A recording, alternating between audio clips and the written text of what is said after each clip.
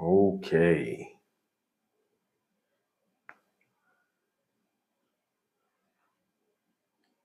Testing one, two, three. Hello, hello, hello, and welcome. Hello, TikTok world, TikTok land. What up, though, if you're from Detroit, Michigan? My name is D, and this is D Helps Vets. And if you are a veteran, thank you for your service. Also, if you are a veteran spouse, family member, caregiver, friend, advocate, thank you for your service as well, because your contributions get overlooked and underappreciated every single day. So as you come into the room, hello and welcome. My name is D, and this is D Helps Vets. And tonight we're doing a bit of a special. I'm doing a bit of a special because I don't normally go live on the Saturday. Well, for me, it's Saturday. Tonight, it's Friday night for you guys. I didn't think about it that way. I am in Krabi, Thailand, so my Saturday would normally be your Friday, but I think I did it backwards. It's all good. It's all good. Hello and welcome, guys, as you come into the room. Let me know where you're from. Where you at in your VA journey? What is going on in your Friday night? Why are you here with me Friday night at 8 a.m.? 8 p.m., 8 p.m. for you. 8 a.m. for me. What's going on? I'm normally teaching right now online, but my students decided they had to do other things. So we are going to go live this morning. We're also going to talk about some changes going on around here. So big change to the M21 section yesterday. How raters can say in service event is accurate. Oh, is that a part of the M21? 522 section yesterday. Now a rater can say in service event is accurate.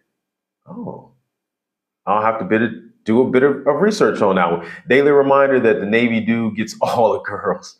Yeah, I always had more of our issues with the Army and Marines when I was on Fort Myer with the Air Force females. It was always Armies and Marines, so not so much the Navy. Examples: you just can't say knee pain and get connected because of service. Has to show months of evidence. Well, honestly, I believe that that's a good thing, because a lot of times the objective evidence does us no good.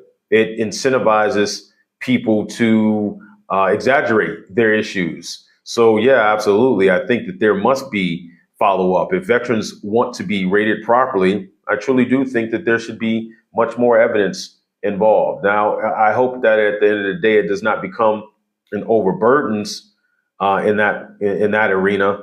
I hope that they make it a bit cheaper so that we can go get that follow up, or if we're going to the VA, that the VA makes it so that the follow up is wanted, so that we'll want to walk into the VA. But I guess as of right now, if the change has been made, we'll see what comes down the pipe, right? Accurate meaning once, one short time. It's for element 1 and 2. That means diagnosis can be accurate. Oh, okay. That means diagnosis can be acute. Oh, excuse me. I keep saying accurate. Acute. That means diagnosis can be acute. Well, I'm glad to know it, because I know this will help us in the future in knowing these things. We must stay abreast of everything that's going on. And I'm definitely going to do some research on that one. And the reason I even bring this up in the first place when it comes to not service connected Saturday is because a lot of our brothers and sisters out there are under the misconception, the belief that it must have been complained about in service for it to be to be service connected. And that is not the case. There are multiple ways to connect an in-service injury after service, especially if you did not complain while in service. There is a huge suck it up culture amongst our people, right? Amongst our group. So that's very well known when it comes to the VA, the suck it up thing that we go through. And there's multiple ways to actually be able to prove things that are when they come back from the VA and say, hey, that's not service connected. If you even make it to that part of your denial letter to begin with, but to understand that not service connected is usually the most low ball, very low energy way of denying your claim, simply because it's the easiest. It's the easiest way. So if you are not sincere, if you're not focused, and if you're not dedicated to understanding exactly what goes into your claim, you're going to have a problem proving that it is service connected. So we got to really focus in, guys. We'll pack that claim's going to be harder too, because now the cable set is accurate. When it comes to the PACT Act, I've said it many times. I'm not a fan of the PACT Act. Was not a fan of the Terror Act either. It falls into the same category of, I feel like, our brothers and sisters who helped out in 9/11. It should have been more than just presumptive. It should have actually been them going through getting medical properly done and given to our brothers and sisters who helped in that way.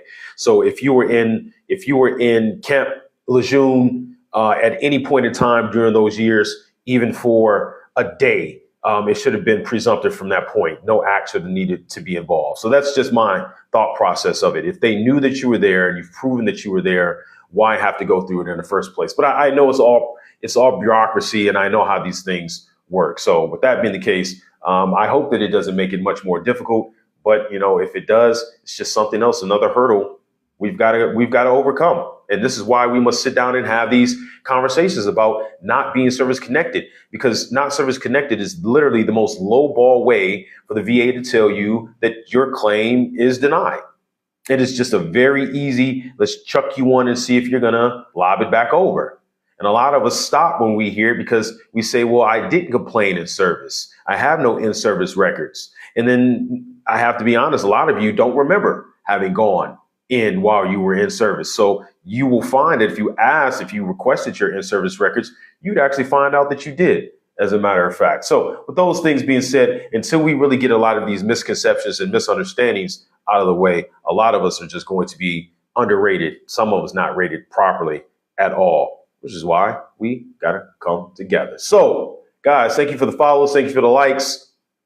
Thank you for the shares, please, as well, because we truly do need to understand what it takes to get rated properly. I want to make sure that my mic is still on here. I keep bumping it. I don't want to knock it off. Work around helicopters for 6 years, but my tinnitus was denied. And then, so what was the denial error message? Did they say it was not service connected? What was the error? Do you have your denial letter? Because these are the typical games that the VA plays. Should be presumptive, unspoken, if your MOS called for you jumping, if you've got jumper's knee, or if you worked around helicopters and you've got tinnitus, it should be presumptive, should not even need to be questioned. But that's not how these things work. It's just the way that it is. So yes, you can get denied. But to know exactly why you were denied is the answer, is the key. You must have that specific language. Why were you denied? So you have to go get your denial letter. I know it hurts. You got to flip all the way to the back, because that's what they expect you to do, is to immediately see that denial and chuck it, burn it, eat it, feed it to the dog. You don't read the back end of it. Why did you get denied? That's always the biggest W of all the W's. Why with the VA? So diagnosis Nexus. Yeah. What is it? What about Djibouti? Then see, so once again, see, I'm going through your comments here, and see, this is exactly what I'm talking about. Djibouti is covered under the PACT Act exposure for what? But see, that's what I'm talking about. Why must we prove these things? Why must we go out of our way to prove something that should be easily commonly known? These are the games that the VA plays. If you want your benefits, you're going to have to work for them. And if you don't know the language of the VA is going to deny you every single time. And the most low ball reasoning they give for denial is not service connected. And it is one of the easiest to overcome. But a lot of you just don't do that. Actually, today is my first Saturday. right? Because it's Friday for you guys, right? Saturday for me. Stop bumping my mic, man.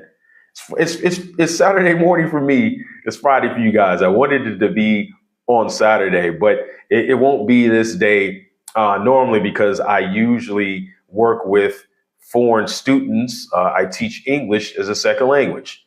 So normally at this time I would be on with one of my students, my twins, but because they took the day off, I'm here talking to you guys. So what I'm hoping to implement here in the future is not just the Saturdays.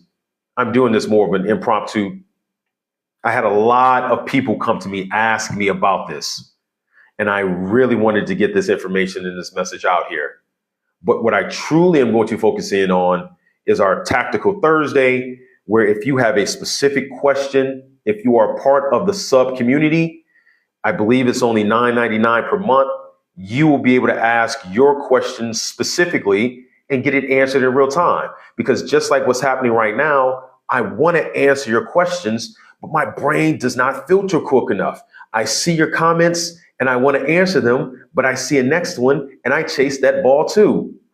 Just being honest with you guys. So if I can be able to take that Thursday, and if you are a sub, you will be able to ask your question directly, and I will focus in on answering your question specifically. So where I'm here right now, simply because I want to get this message out, but I truly want you guys to understand that if you want some real assistance, I want you to take some self-accountability for it as well. Join me on Tactical Thursday. Sign up for the subcategory. I'm telling you, before I felt really bad because I did not come on TikTok. I did not get on social media to charge my fellow veterans any price, any fee to help with their claims. When I first got started, and my people will tell you immediately, I helped 6 veterans reach the rating they deserve, and every single one of them was 100%. I helped another veteran get from 100 to 8 in attendance. I've helped a veteran get to R1, all for free. So then I decided, man, this is getting pretty difficult doing these things for free. There has to be a little bit of a service involved. But then charging $15,000 to veterans is astronomically insane to me. There's no way I would ever charge a number like that. What's up? What's up, Trevor? What's up, Trevor? But what I'm also finding out is that at the exact same time, some of you veterans are a bit entitled. And you think that you're going to walk your claim in and just dump it on the desk and have someone go full force for you. That's also astronomically insane to me as well. So I figure what we can do is come to a medium on the Tactical Thursdays. If you are a sub, if you are a tax sub, you will be able to ask your question in real time without 1,000 scrolls going up, without me missing your comment, missing your question, and we can truly focus in on getting your claim done right and properly. So I ask that you sign up, and on Tactical Thursdays, that hour will be dedicated to you. You go get your denial letter.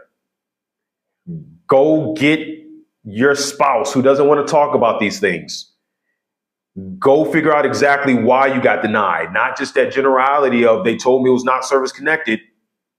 You got to know specifically why you were denied so we can fix your claim. All these things wrapped up into one.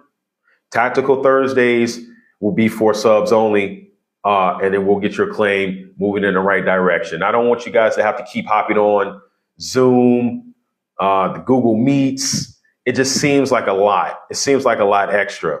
And I got to be honest, guys. I told you I'll never hold anything back from you. My sleep pattern is already jacked up. I'm a veteran, man. So when you guys schedule appointments at 5 p.m., at 4 p.m., at 3 p.m., that's 2 a.m., 3 a.m., 4 a.m. for me. So when you cancel, boy, I'm already up 12, 13, 14, 15 hours anyway. You're making it worse for me.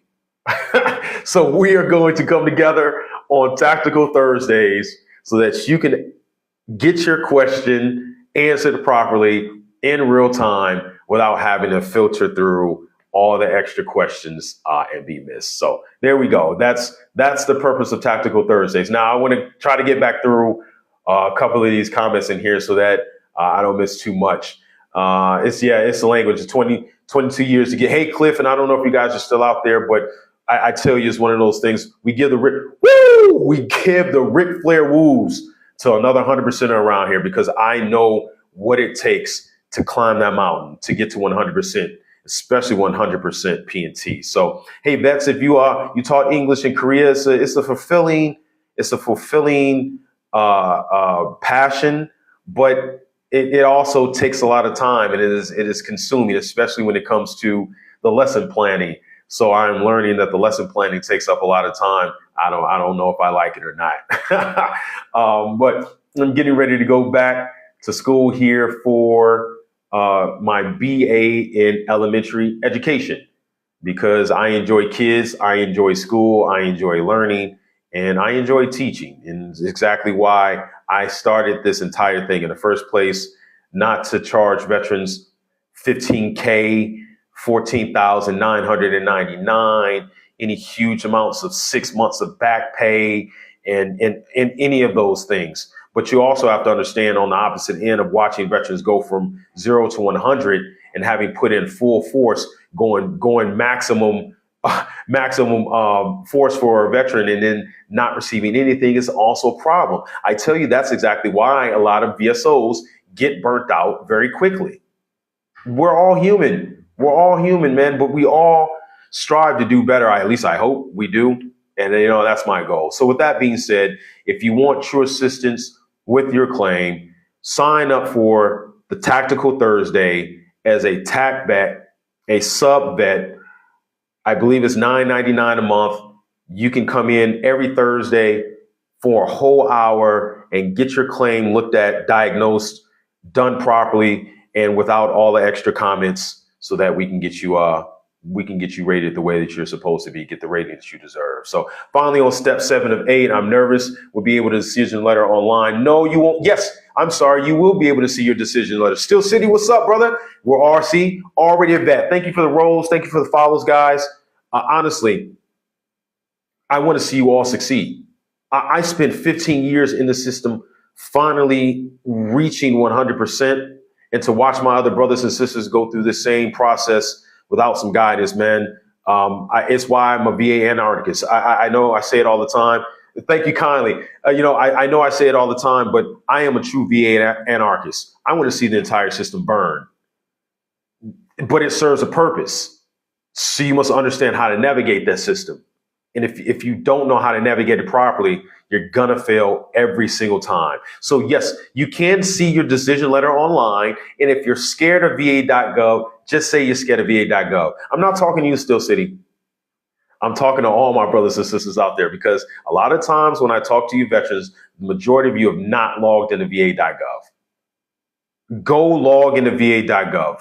It doesn't hurt. It does hurt a little bit because they make you go through hoops. They make you prove a lot of stuff to log into VA.gov. Log into VA.gov. Spend the time to log into VA.gov, because once you get that key in the door and it turns and it opens so many options for you to get things done in real time without having to call the VA, without having to email them, without having to walk into a door. Man, log into VA.gov. You can download your decision letter. Every single decision letter you've ever had from the VA, you can download from VA.gov. It's not that bad anymore. It used to be the worst. It's not that bad anymore. So thank you guys for the follows. I'm going to move through your comments here too, because I want to make sure you guys get heard. I feel like the biggest problems with vets getting help is the other vets trying to work the system. You're right, Mike. That's exactly you're correct. I hope you're still out there, Mike. And I'm not going to harp too long on this comment, but you're absolutely correct. There are. Because that's exactly what the system is built for. It's built for people taking advantage and other people being naive to the system. The VA system is built on that foundation, that you don't know how to navigate the system, so you're going to fail. Well, what other things does that bring along? Claim sharks, other veterans who are more crabs than anything else, burnt out VSOs who may be very good at their job but are just tired of the workload. This is the fallout, bro. So yes, it produces these types of people. And I tell you, if you're here listening to me right now, I have gone through the up and down of trying to figure out how to balance the system, of understanding that there are claim sharks on both ends, but there's no way I'm going to charge another veteran 15K for my service. But there's also veterans who are super naive, who think that they're going to walk their claim into your office, drop it on your desk, and walk away. And so there has to be a balance in between the two. So I say that if you're here listening to me right now, Tactical Thursdays are going to be based on you being a TAC vet for $9.99 a month. I'm not sure. I forget exactly what the price was. Go check it out for me. And then every Thursday, you'll be able to come and ask your questions specifically with your claim letter. Dedicated service to you, not 15K, but you also don't have me awake at 2 a.m. And you not only cancel on me, but you don't even cancel. You just don't show up. That's all I'm asking for, brothers and sisters. Respect my time too, man. That's all I'm asking for. So let's see. I want to make sure that I get to your comments as well here too. I don't want to miss too much. I just want to make sure that I get this thought process over. Why won't it let me click through here? Boom, boom, boom. Okay, so my VA letter says I have 40% for my back with access of 40% to be 40% for your back. Woo! Can you move? If and enough, I'm not trying to be sarcastic, but the higher you get in the ratings for orthopedic, the worse you are. And if you're at 40%, honestly, what are you trying to accomplish? My VA letter says I have 40% for my back with access of 40% to be evaluated. What does that mean? But see, once again, these are the things that I want you guys to be able to bring to me firsthand, because it's hard to read and understand the context when you're asking them in type. So, but thanks VA claims, man. If you got it hooked up, VA decided the evidence does not support anything higher. Yeah, that's what I was wondering. Okay. Thanks, vets. Thank you guys for keeping up with each other in the chats and the comments, because that's what we're here for, right? I'm not ever claiming to know everything. Some of these things I definitely need assistance for, but that's why we're here, is a network, a community, to be able to help each other, to be able to say, hey, even a jack of all trades is a master of none. I am very well versed in migraines. Someone else may not be that way. I don't know a lot about GERD. Someone else may know a lot about GERD. But this is why we're here together, so that we truly have a better understanding of what works for you with your fingerprint, because everyone has a fingerprint with the VA, but everyone's fingerprint is different. And until you know how to map your fingerprint, you're going to fail. So is a personal statement a useful tool for claim appeal? Absolutely. A personal statement should be the first. Let me stop that. I don't like doing those absolutes. When you file your claim, you should not be filing your claim without a personal statement. If you are filing a claim, you should always have a personal statement involved. If you are filing a claim for multiple claims, you should have multiple personal statements dedicated to that specific claim. If you have a spouse, a caregiver, a family member, an advocate writing a lay statement for you, they should be writing a lay statement for every claim that they know about, that they have experience with, for you. So yes, a personal statement is a very useful tool. It's an impact statement. It is a very good way to prove not service connected.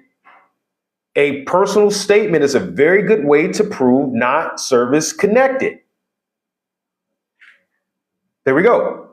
How do you feel about personal statement? Not all vets deserve personal or deserve 100%. I said it every single time, Mike.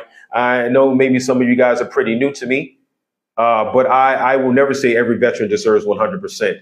You can go back through my history. I will never say that every veteran deserves 100%, but every veteran deserves something.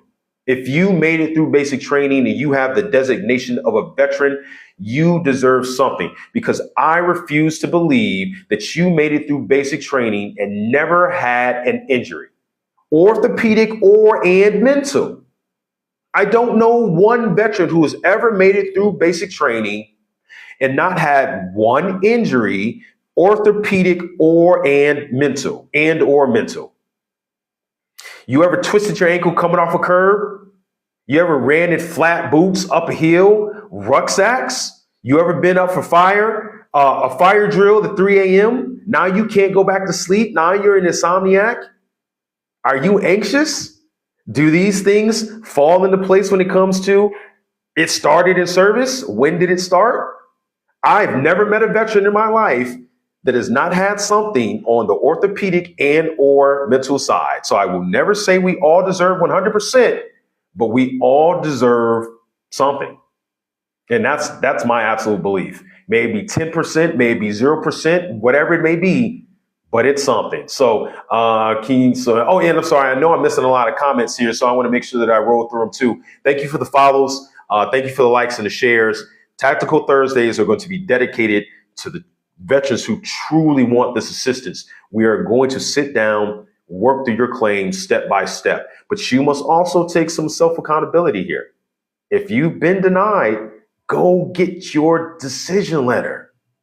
Don't be scared of that thing. It hurts, I know. Getting denied hurts, but unless you know what it says, you can't fix it. Unless you know specifically why you were denied, you can't fix it. And one of the most lowball ways that the VA gets you is not service connected. And I refuse to believe, as a veteran, you have made it through basic training and not had something service connected. I refuse. So that's my belief. If you guys know that you deserve 10%, 30%, 50%, 100%, Tactical Thursday is going to be dedicated to you. Because I can already see I've got 24 messages down here and I'm trying to get through it, brothers. But I tell you, it's one of those things that it's my brain. You got to work with me. This is why we're here for the Tactical Thursdays. You showed up. You came here to hang out with me today. So they just denied my migraine secondary to TMJ. I had an H review and an HLR. Oh, Devin, I hope you're still there, man. That's pretty bad when it comes to secondary migraines. Migraines are pretty difficult to prove, especially when it comes to the CMP exam. It's one of those things where unless you've got a lot of medical history, especially when it comes to in-service treatments, it's going to be very difficult to prove migraines. But migraines is a secondary in themselves. That nexus must be strong. That nexus must be strong for migraines. It just is what it is. Sleep apnea. There's a lot of them out there that just, they must be strong. And if you keep getting denied for migraines for a reason, it's your fingerprint. It truly is. And I don't mean to say that in a bad way. It's just you got to figure out exactly what your fingerprint is telling you. Have you ever had a VA primary give a Nexus? No. No one in the VA has ever given me a Nexus letter before. And if you sit around waiting on them to do that, you're going to turn to bones. My VA therapist told me to file for PTSD. If your VA therapist told you should file for PTSD, and I had a VA therapist tell me to file for TDIU, there are good ones out there. You should, because you're being diagnosed right there alone. So you just need to prove it in totality. So really, in all honesty, if your diagnosis is there, you should go apply for PTSD if you have not done so. Both sides of the house when it comes to orthopedic and your mental health, I always say the neck bone is connected to the mental health bone. A lot of the things that you have in your brain manifest themselves physically and vice versa. So that nexus must be there so that you can prove your claim. What does one active mean? Not sure. Let's see. Sorry, guys. I want to make sure that I get through all of your comments here. What if the evaluated? What if the evaluated added hypochondria? So if someone added something, if the CP examiner added something, it's because you said something. More than likely is you went to the CP exam and they may have asked you a question and you threw an extra word in there and they have a duty to assist. So then if the evaluator added something, that's more than likely where it came from. You should always try your best to stick to the three, the diamond, like we say, we throw up the diamond around here. When did it start? What are your issues and symptoms and severity or frequency? And how does it affect you daily? And if you bring up anything else, because it's connected to those three things, they have a duty to assist. And that may be the reason why. So let's see. Let's see. Am I talking too much? Should I do? I apologize. Well, why am I apologizing? You came here to see me tonight. But I'll stop talking so much. Should I do a personal claim letter? I'm on step 3. You should always do a personal statement. And you should always have a personal statement for each claim, each one individually. Can confirm. Oh, thank you guys. Thank you, Andrew. So then I almost had 0% medical records. I got 100% through relay statements. Yeah, and so I did as well. I don't know if you're still there, brother Andrew, but I did as well. A lot of that information that I had to prove came from personal statements and lay statements because I just did not have a lot in my service records, which is why we're here about not service connected Saturday, because a lot of you are in the same boat as me. You did a lot of sucking it up. A lot of the things that I did while I was in service was a lot of cover up, suck up. I battled through it. I dealt with it. My battle buddies who wrote the lay statements for me. I'm sorry. Well, I'll let you guys type your comments, but I want to get through them as quick as possible. But I did not have a lot of service treatment records for my mental health. I had much more for my orthopedic. So in the exact same regard, a lot of that information just came from buddy lay statements and me stating my claim, me stating my truth. I will work on my personal good. And I hope you do. And if you need some assistance working on your personal statement, your lay statement, please reach out to me. I will be more than happy to assist you with understanding the type of wording that you should be using, because you have to learn how to speak the VA's language. And if you go into it complaining a lot about pain, they're humans. Most people don't care about your pain. Most people are having the same type of pain issues that you are. But when I say they don't care about your pain, I'm not saying it in a way of they don't care about it physically. It's more emotionally. So if you describe your pain, you're describing it in a way that it talks about how it takes away from your function, not to just complain, but to describe how it takes away your function. How does it affect you daily? If we're not complaining, we're explaining how it takes away your function. I can't get out of bed 45 minutes in the morning. My wife has to drag me out. If I don't take my pills the night before, I might not get out of bed at all. Everything pops, clicks, jumps, whatever it may be for you in describing, and then going from there to explain exactly how often it happens in severity and frequency. So thank you guys for the follows. Thank you for the likes. Like I said, I want to make sure that we get through your comments, but I got to be honest, man, it's hard to do. My brain sometimes just doesn't do it well. But if you follow me on the Tactical Thursdays, I promise that I will get to your question and answer it in full. So bulimia, oh yeah, and anorexia is one of the major issues to deal with due to height and weight. So a lot of that too is dealt with. You're supposed to meet reg standards, and you can only have 4% body fat if you're 6'8", something crazy with those regs and standards that we had to go through while we were in. Always BS, but understand that when it comes to the M-21 and the 38 CFR, if you don't understand the 38 CFR for, say, anorexia or bulimia, you're not going to get the rating that you deserve. These really are simple concepts. You must go understand that this is the law, not the lottery. And if you don't know what you're applying for, if you don't know why you're applying for it, then you're going to fail. You truly are. Because if you don't prepare for that test, that exam, it's not going to go well for you. Hey, can you help me with the VRNE program so I can go back to school? Yeah, can you see me? This is my walk down for the VRNE that I am going through currently. And I am in step 5, the audit of my degree. And hopefully soon I will be started, I would believe in March, April at the latest. So what exactly are you looking for when it comes to the VRNA program? What exactly are you looking to get into? Are you trying to just get signed up at all? Got 100% on the first go. It's not hard if it's legit. 100% injuries are debilitating. That is not true. That is absolutely not true. That is not hard if it's legit. That is not true, because there are lots of combat veterans out there who get denied all the time.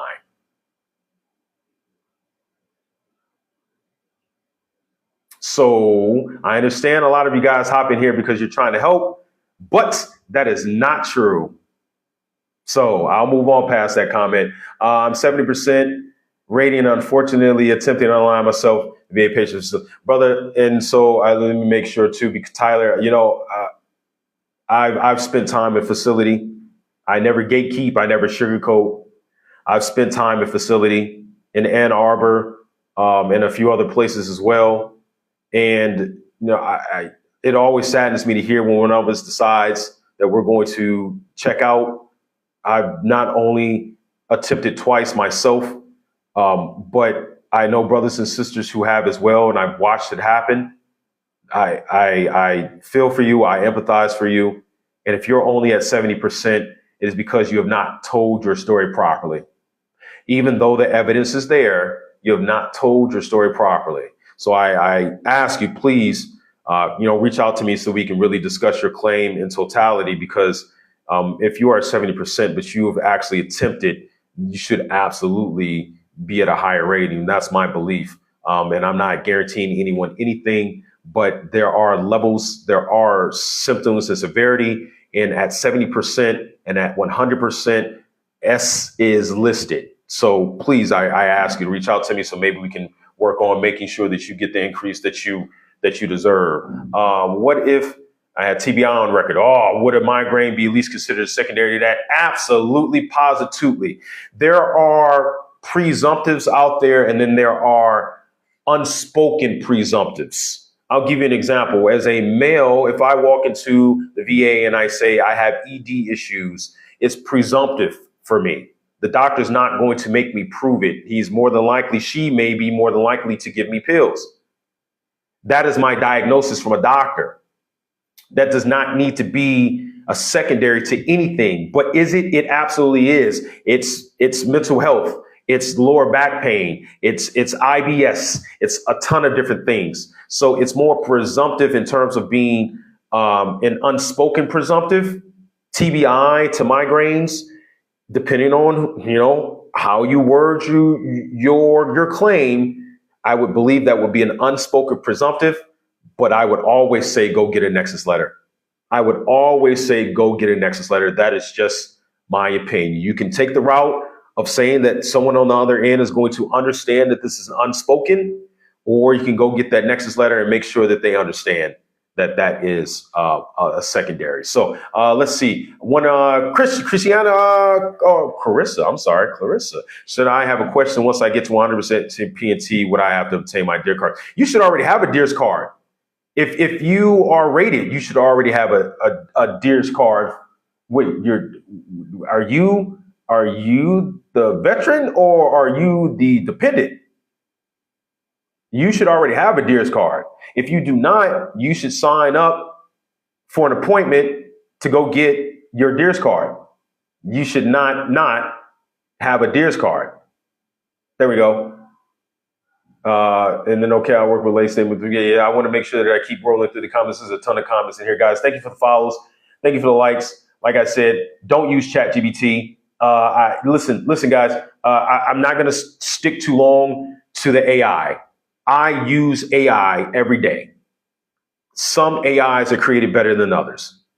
ChatGPT used to be good. Now it is no longer. It doesn't answer you properly. It gives you a lot of BS answers. It overinflates and overfluffs your situation. It makes you feel like you should be more than, listen, don't use chat. That's all I'm asking you, okay? ChatGPT is not good for your claim. It's good for organization. It's good for putting your ideas down and having it organize your ideas. But anything else, leave chat alone.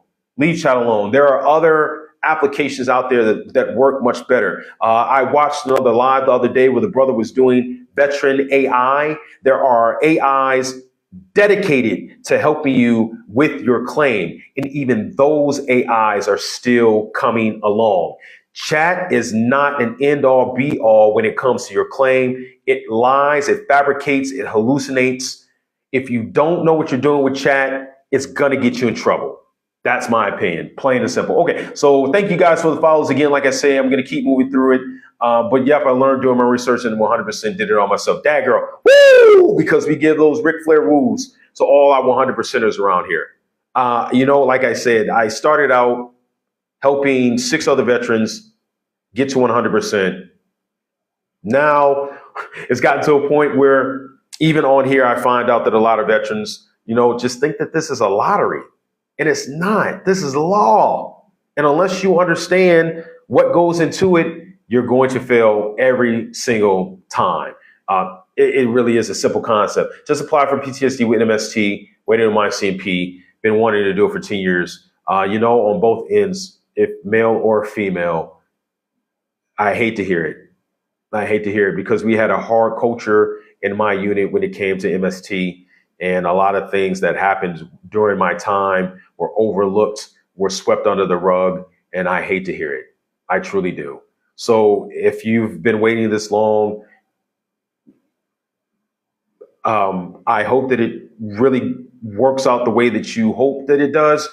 But if you find that it does not, please reach out to me as well, because I've worked with survivors in the past, making sure they're able to tell their story in a proper fashion. So let me make sure, like I said, let me make sure that I keep going through it.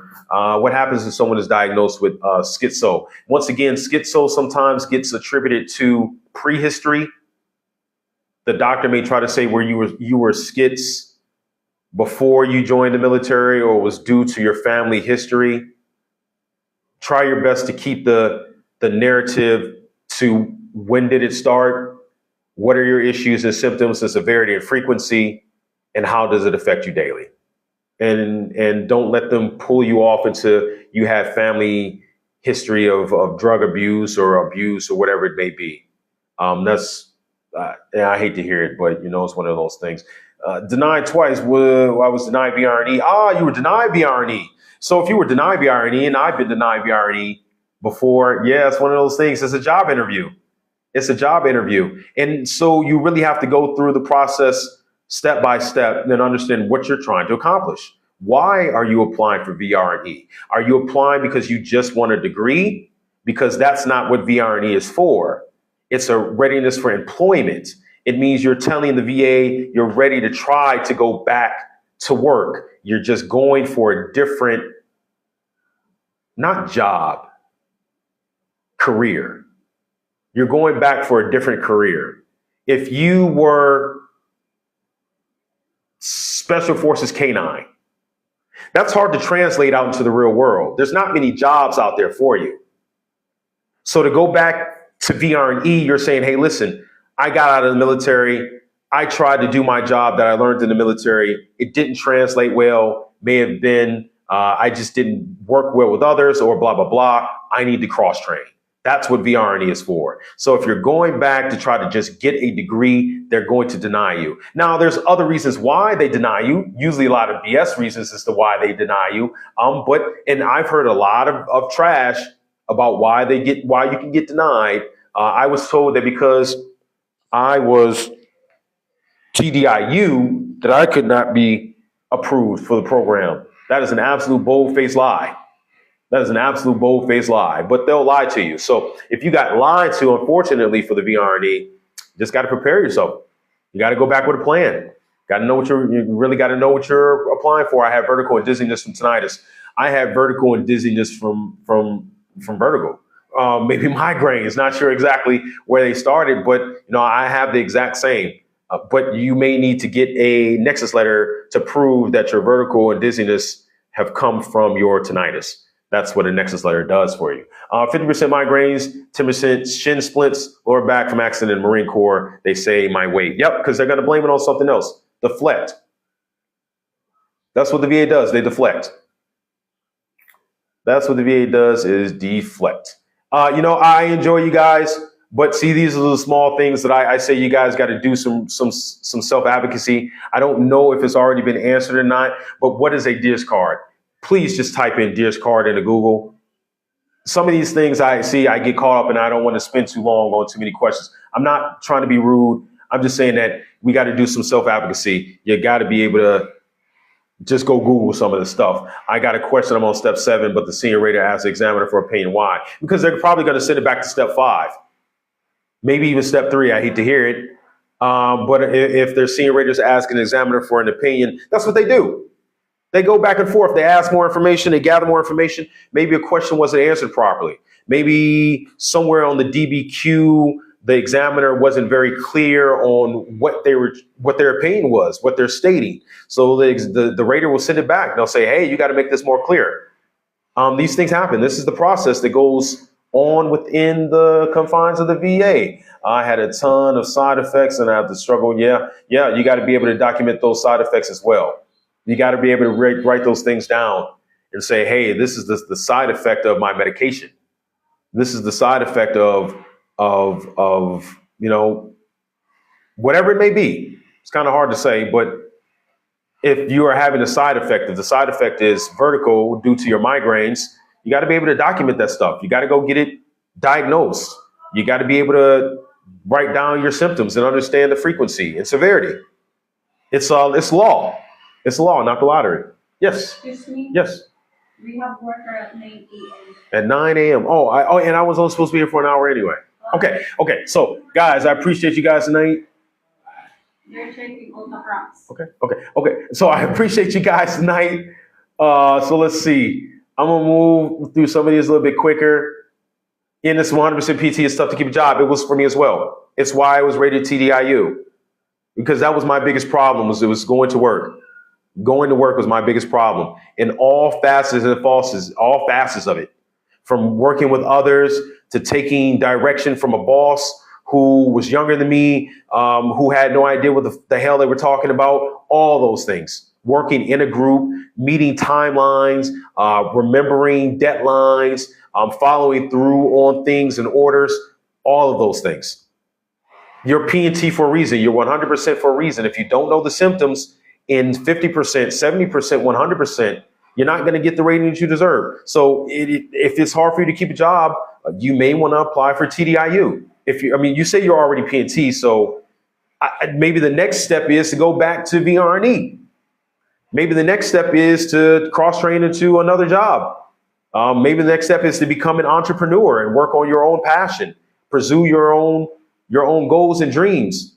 Because no matter how much I try to go back to work, for someone else, it always burns itself out. Maybe a year at max. A year at max is usually how long it takes for me before we're either fed up on both sides. Got to be honest. So that's why I'm 100% TDIU. Is it really hard to get 100%? Because people make it sound so harsh. If it was so hard, if it was so easy to get 100%, everybody would have it. So I know these things sound idiotic. They sound silly, but let's be honest. If there are somewhere close to 18 to 19 million veterans in the world, right? Well, between military and veterans, and only about 1.2, 1.3 are rated 100% P&T. Someone do the math, because I went to Detroit Public Schools. If somewhere close to 18, 19 million veterans and military members, but only 1.2, 1.3 of them are rated 100% P&T, tell me what the percentage of that is, as opposed to, from some strange reason, everyone thinking that all of us are 100%. I really don't understand where this idea comes from. There's only so much of a small percentage of 100% P&T out there. Everyone else, if they're telling you this, they're probably lying to you. Maybe they're at 90%, maybe they're at 80%. How would you truly know? You're not going to go check their records and their ratings. But to say that so many people is so easy to get to 100%, when you truly talk to someone that's 100%, 8 out of 10 times, it took them decades to get there. Some of us come out as unicorns. BDD program. I've met multiple veterans to come out of the BDD program at 100%. It happens. But to say it's so easy, that's insane, man. Just the numbers alone say that doesn't make any sense. Because if 25 people are in this chat right now, if 14, 15 of us are veterans, and I was to tell you it's stupid easy to get 100%, all 15 of you would be idiotic to not go get it. All right. Okay. So let's see. Any advice? Let's see. So first message got, sorry, I don't want to too many of your comments because I'm going to get up and get moving here because they're going to come do some work on our place. And then also, I've been here all week. My back is done. I can't sit here in this chair too much longer. So have you heard of VA Claim Insider? Yeah, I watched them many times. Brian Reese is his name, I believe, and a few of the other ones that work there as well. I watch them for the most part often. No, the systems just don't have to match the rating criteria. You have to explain what the residual effects of your cancer is and treatment are. Yep. You got to be able to explain these things. How does it affect you daily? A lot of us keep forgetting that last part. How does it affect you daily? Whatever your issue is, you must be able to explain to that C&P examiner how it affects you daily. And if you can't explain, it knocks you out for 15, 20, half an hour, 40 minutes, whatever it may be. It can't really be that bad. If you don't know what's going on with yourself, I got to be honest, it can't really be that bad. So I've been out for a year and a half and going through 8 jobs. That's saying quitting before I got fired or getting fired before I got quit was the name of the game for me for years. And then so if you fall in the same boat, the same category, I would get a job and almost immediately log into their service, their Wi-Fi for free to search for other jobs because I knew I was going to get fired. Told you guys I would never gatekeep. And if you are in the same boat because you know how it works for you, you're going to go through the system. It's going to cycle itself every single time. If you go look at those symptoms for TDIU, for PTSD, it doesn't have to be PTSD. It can be orthopedic issues. You can't sit long enough to do your job. So the boss is always upset that you can't complete your job. You can't focus long enough on your job because your back won't let you sit long enough to even focus. The neck bone is connected to the mental health bone. Thank you for the follows. Thank you for the likes. I got to get up. I got to get out. My wife is going to come in here and kill me if I don't, guys. Please come back on Tactical Thursdays. If you're not a sub, if you are not a tact vet, you will not be able to ask questions on Tactical Thursday because I want to be able to get through these specific questions to help you with your claim. No one around here is going to charge you $15K, but you also can't just keep making me stay up for 19, 20 hours straight. I do that on my own. I don't need you doing that to me as well. So I appreciate you guys hanging out with me tonight. This Saturday probably won't happen much more often. I wanted to hop in here very quickly and help you guys as much as possible understand how to get through that not service connected problem, because it is the most low ball answer the VA can give you. It is one of the easiest to overcome. If you need some assistance, Tactical Thursday is going to help you with this. This is what we're here to do. As veterans, we are here to assist each other because if no one else, if not me, then who? If not me, then who? I was Air Force from 99 to 04. I was stationed in the Pentagon for my entire career. When did you file and when did you get out? I got out in 2004. I'd never heard of the VA, not a single word at all until 2011. I was having a huge breakdown in Iraq, going through it around a bunch of other veterans. And I had a veteran approach me and say, you probably need to go talk to the VA. And I said, what is the VA? I've never heard of it. From 2004 to 2011, I put in my claim from 2011 to 2012, got completely denied. Mental, neck, back, and knees. I went from 2012 to 2018 accepting what the VA told me. The VA told me I was okay. I said I must be okay until I had another episode, super downhill from that point. And then I learned that I was speaking the wrong language to the VA. I went from 0 to 70%. Then I actually went from 70 to 50%. That's a whole nother story in itself. But then I went from 50% back to 70 to 80 and to 100% TDIU, and then TDIU to P&T. So that's my whole story in a nutshell. And I really want to give you guys this information, but my wife is going to come back in here. She's going to kill me. I got to get out. Follow me on Tactical Thursdays. Come hang out with me, guys. I really want to be able to answer these questions and help you through it, because I don't want to see any of you go through the same BS that I went through. Got to go. Thank you, guys. Appreciate you. Thank you kindly. Look forward to seeing you very soon. Peace. Take care of yourselves.